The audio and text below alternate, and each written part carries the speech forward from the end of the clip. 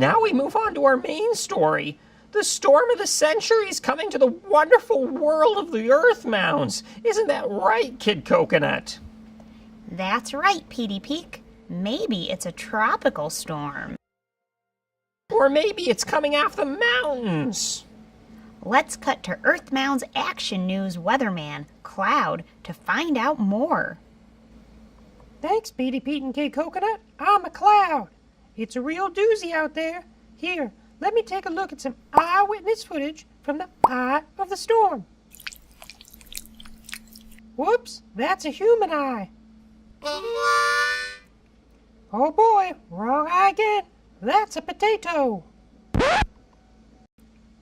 Wait a minute, that's the eye of a needle. Let's try this again. What? That's the Space Needle. Oh no, how'd I get in space? Well, back to you in the studio. It looks like we got a little off track there. In any case, batten down your hatches and trundle your beds. Trust us, the storm is coming. Thanks for tuning into Earthmounds Action News.